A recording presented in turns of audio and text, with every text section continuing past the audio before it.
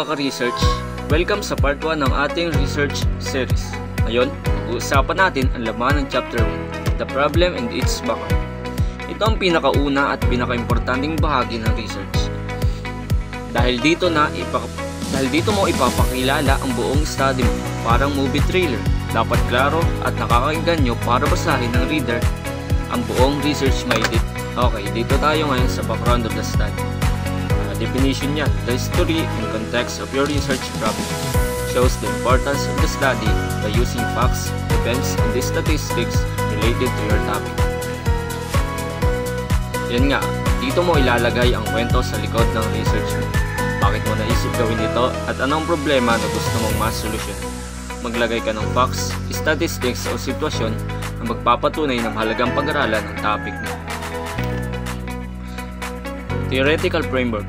Sa part na to, ilalagay mo ang theory o prinsipyo na magiging basehan ng research mo para itong backbone ng study. Halimbawa, kung tungkol sa pagkatotoo ng research mo, pwede mong gamitin ang social learning theory ni Bandura na nagsasabing natututo ang mga tao sa pamamagitan ng panonood o panggagaya. Makikita natin yung iba't ibang theory sa mga website natin pupuntahan. Pili na lang tayo ng iba't ibang theory na related dun sa ating topic. Next is conceptual framework.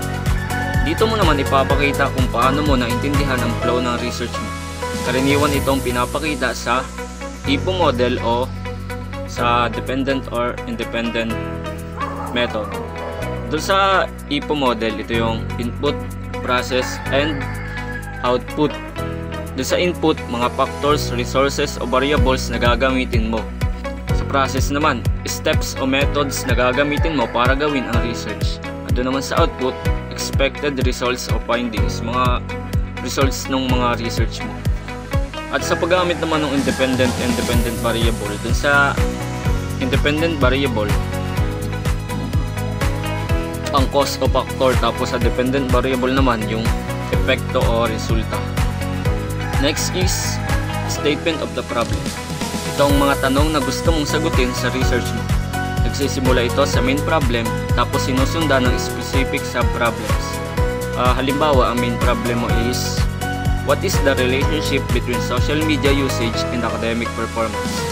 Tapos mga sub-problems na gaano katagal gumamit ng social media ang mga estudyante. At ikalawang sub-problems mo naman, ano ang average GPA ng mga estudyante? Mga ganung style. Okay, next is hypothesis of the study.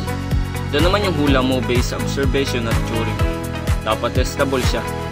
Mga prediction mo dun sa gagawin mong research. Example niyan, students who spend more than 4 hours a day on social media will have lower academic performance. Ay sinasabi dyan, will have lower. Mga prediction niya. Pero wala pa yung mga resulta, hindi niya pa nakikita. Hindi niya pa ano yung resulta dun, pero yan yung hypothesis of the study, prediction mo dun sa gagawin mo, ginagawa mo research. Okay, dito naman tayo sa significance of the study. Dito mo ipapaliwanag kung sino ang makikinabang sa research mo at paano ito mapapakinabangan. Pwede mong ilista ang students, teachers, parents, school administrators, future researchers, at kahit pang komunidad. And next is scope and limitations of the study. Dito mo nililinaw kung hanggang saan lang ang coverage ng study mo. Scope, kung sino lang yung mga coverage ng mga ng research mo, at yung sa limitation, ano yung mga hindi mo sakop na mga sa research mo, mga limitasyon lang ng research mo.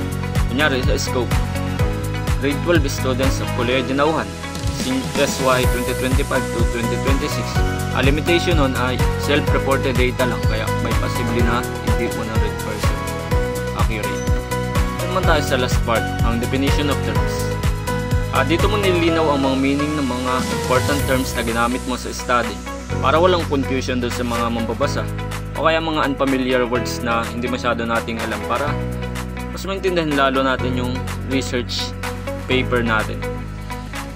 Okay mga kasi-researchers, tandaan, ang chapter 1 ang unang impresyon ng reader ay dapat malinaw, maayos at interesting. Sa susunod na video, tatalakayin naman natin ang chapter 2, review of related literature. Kaya stay tuned!